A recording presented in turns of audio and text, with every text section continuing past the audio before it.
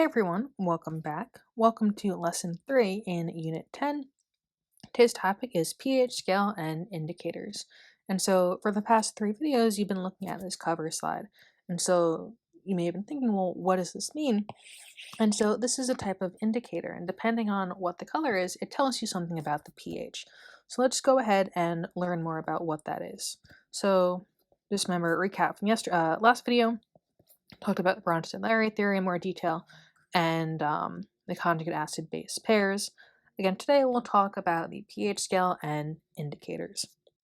So here is the pH scale. It ranges from 0 all the way to 14, and I'll show you very shortly where those numbers come from. And so you can be categorized as one of 3 things.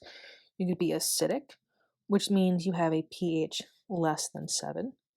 You could be neutral, where your pH is 7. Or it could be alkaline, which is a fancy word for basic, which you have a pH bigger than 7.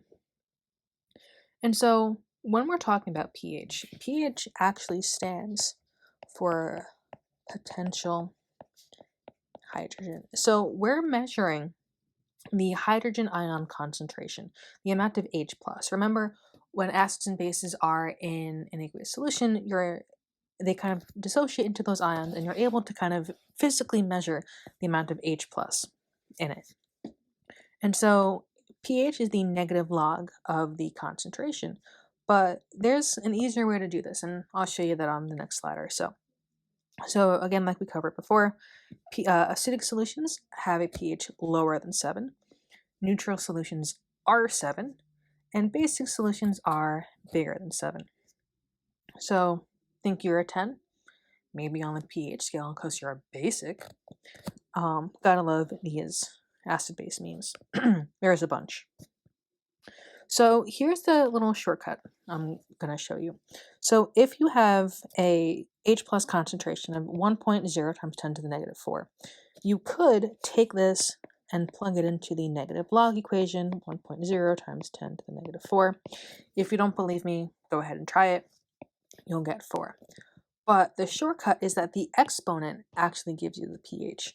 So the exponent is 4, your pH is 4. And so if you're given it like this, or in a number kind of like that, once it's in scientific notation, that exponent will tell you the amount of concentration of H.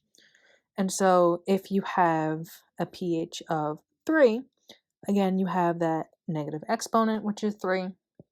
Or if you were to convert that into scientific notation, you would get that to be the same thing. Or if you plugged it into your calculator and did negative log of that number.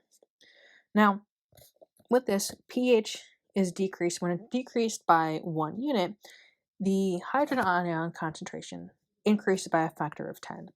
So this is kind of why we use the numbers 1 through 14, is because each number change. So if we're going this way, you get more and more acidic. So one difference would be 10 times different, one would be 100 times different, 3 times would be 1,000 times different. And so we'll get into that more in a second. But quick question, what is the pH of a 0.00001 molar concentration of HCl?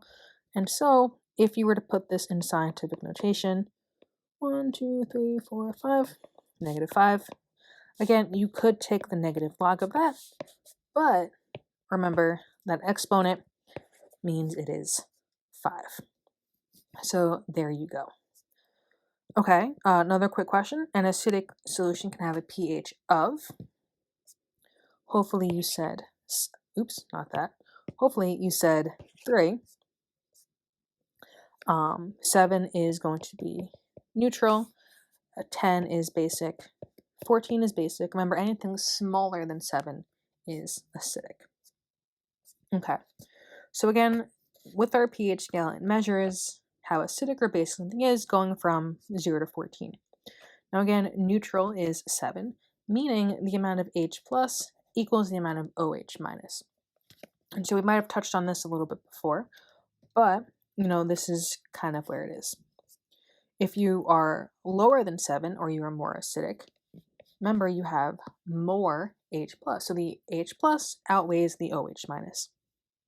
And if you're basic, you're above 7, and so you have less H plus, and your OH is more than that. And so if you think back to the Arrhenius theory, Arrhenius said acids give off H plus, so the more H plus you give off, the more acidic you are. He also said bases release OH minus, so the more OH you release, the more basic you are. So something to kind of keep in mind. Again, if they're equal, that means you are neutral. Again, alkaline is another word for basic. And so, again, with this log scale, a whole pH value below 7 is 10 times more acidic than the higher number. And so if we have 7, 6, 5, 4, just do a few of them. 3, 2.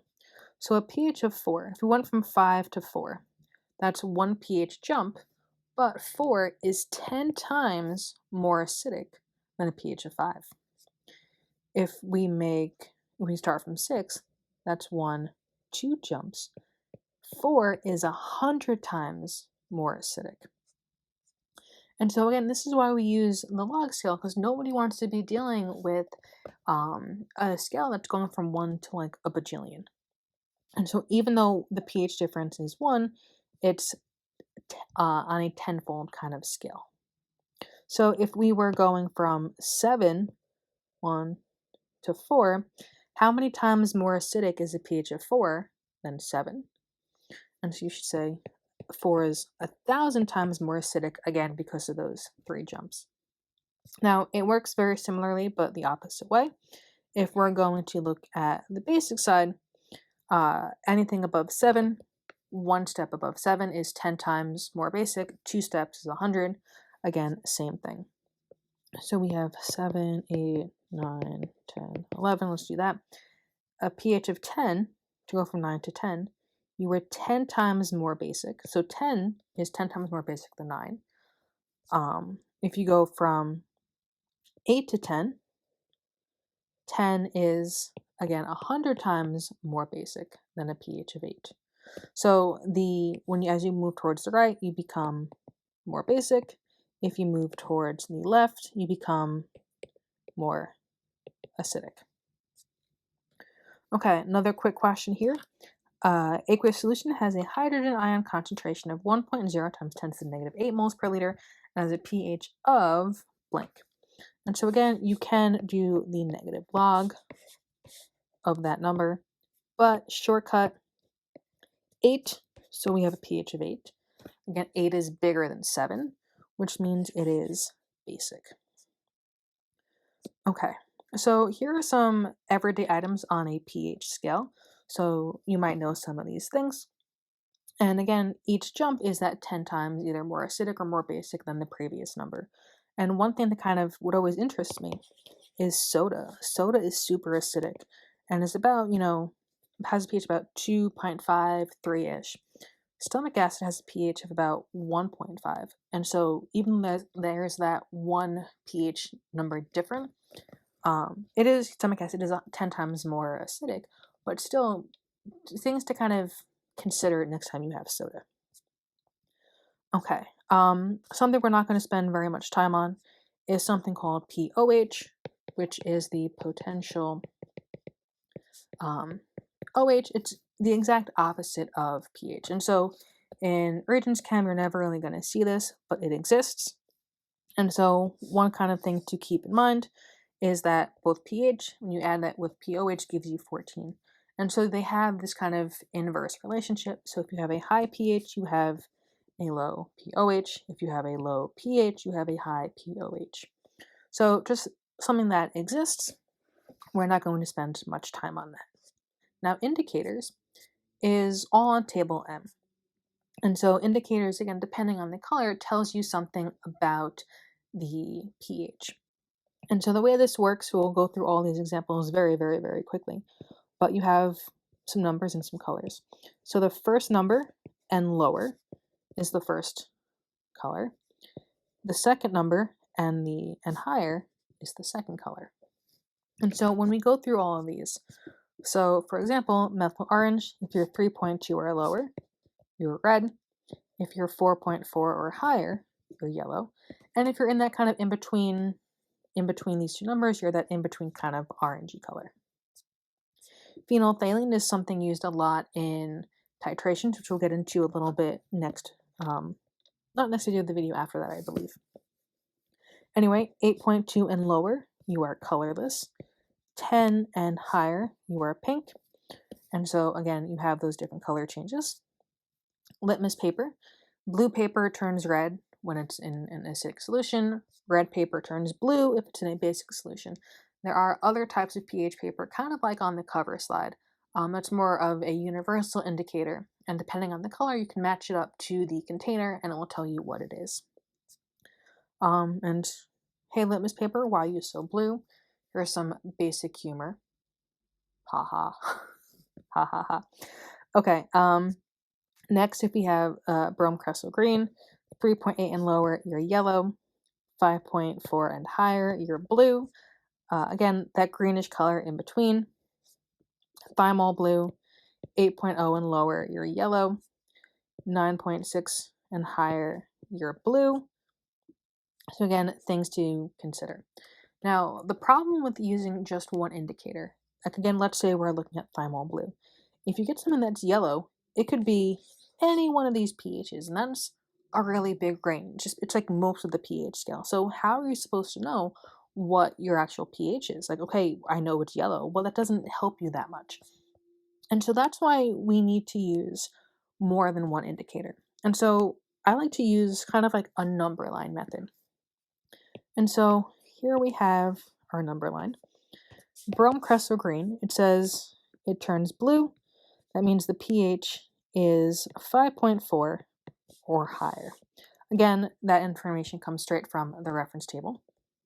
Now, bromothymol blue it turns yellow, which means it's 6 or less. So it's 6 or less. And so again, using one of those indicators, it tells you something, but not much. But when you pair them together, now where these overlap, that tells us something. So now that overlapping area tells us our pH is in between 5.4 and 6. And now that is a much, much smaller range. Okay, so this is why you're going to need more than one indicator to kind of make that range as small as you can. Okay, another example.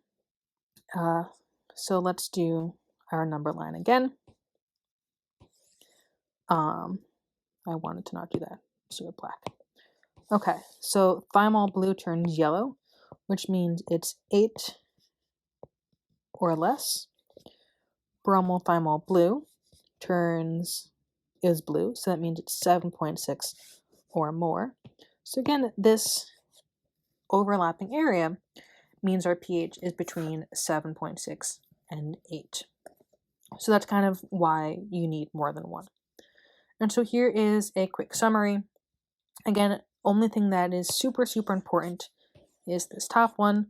The different color changes is literally just on table M on your reference table. So you don't need to memorize that, but everything on kind of one slide. Now here is a cool quick demo video. I'm telling you right now, you're going to see a color change, and we're starting off at a very, very basic solution. So watch it and then you'll be able to explain it.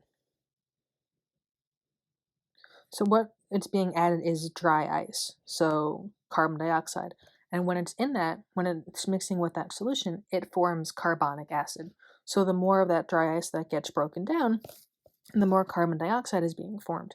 The more carbonic acid is being formed. So the more acid that is being formed, the lower the pH gets. So we started off purple. That's pretty basic. And you saw the color change from purple to blue to green to yellow to red. So as you move closer towards red, the more acidic you become because you have more of that H plus concentration because that carbonic acid is being formed. So cool things to think about. Now, this specific indicator is a universal indicator, so it has a whole bunch, a much larger color range. So depending on the pH, you have multiple colors. It essentially is mixing a whole bunch of indicators into one. But that's pretty much it for this. Next time we'll cover neutralization reactions. I know there was a lot, but hopefully you were able to get through this pretty quickly. On that note,